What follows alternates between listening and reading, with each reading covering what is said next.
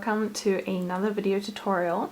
In this video I'm going to be showing you how to change colors when you're working in rib stitch, and this is very easy. Also today we have a little appearance from Jack. So as you can see, I've already changed colors once here, and this is the rib stitch 2x2, and I'm working in a double knit fabric, but that is not really important. You can do this with any sort of fabric. So it's very easy. What you do is you take, this is the working yarn that you're currently working with, it's coming out of this ball here. We're just going to take an end that we feel is long enough that we could weave it in. Once you get experience at this, you might go a bit shorter, but in the beginning maybe make it a little bit longer. You can see these ends are fairly long here. So I'm going to take about that much, will be enough for me to weave my ends in. And I'm just going to snip it. So we can remove this ball for now so that we don't get confused. Now we can take the next thread that we're going to be working with. I'm changing between the same two colors, but you can do this with as many colors as you like. And make sure again that you have a tail and that you feel comfortable working with. And that will be long enough for you to weave the ends in. Alright, so what you do is you take your piece with the end that's long enough and you scooch all of your stitches close enough onto your needle so that you can work. I'm currently working in the round, well, I'm not working the round, I'm working flat, but I'm working with circular needles. But this really will work any way you want to do it, but I just feel more comfortable using circular needles even when I'm knitting flat. So I've scooched all my stitches up, and this is the previous yarn that we've already cut. I kind of hold it here so that the stitch is sort of tight, and I insert to start my first stitch, and then I grab the yarn that we're going to start working with, this new color, and I make a loop with it like that. So we still got the long end over there. If you want to make the tail a little bit shorter, you can always make it a little bit shorter, and you loop it over. So I've already inserted my needle into the first stitch, and now I loop this over the top here. You might want to grab this cut end and pull it down a bit so that it goes a bit tight again. Goodbye, Mr. Jack. But we've still got this working thread here, and I'm holding both ends from the ball and the cut end both together so that I can tension it when I slip this stitch off. Now you still have a chance to, like, if this tail is a little bit long, which I feel like it is, I can still pull on the one coming from the ball and kind of make that other one a little bit smaller.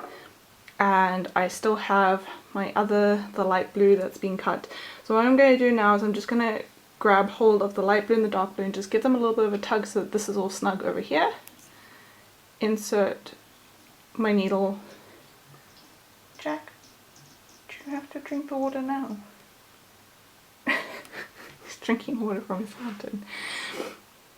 Okay, so we've got these two over here and we're holding them here. And then we make sure this is the wool coming from the ball, and we take this one and we start working again. So now we have two stitches, and this is going to be a little bit loose for now, but when we come back and work a second row over it, it's going to tighten right up. So now I'm going to bring my yarn to the front because I'm knitting 2x2 rib.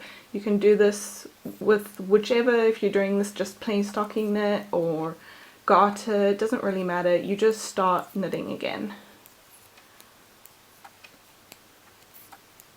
And I can show you, if we look back to the first time I changed the yarns, we can see this, the blue is still, like, if I pull on it, that little stitch there will kind of tighten up, and so it does still kind of go a bit loose and a bit tighter, but when we come to sew the ends in, then we'll just make sure that it's pulled tight, and then when we sew the ends in, it's not going to go loose again.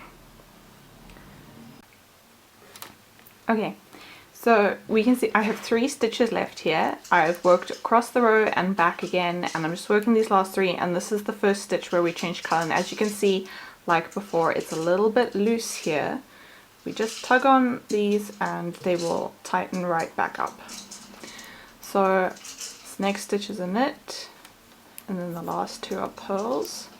So we knit the second last one. And this last one, like I said, you might just need to tug on it a little bit with these two to kind of hold that snug. Then we do the purl, tug on them again, and turn the work.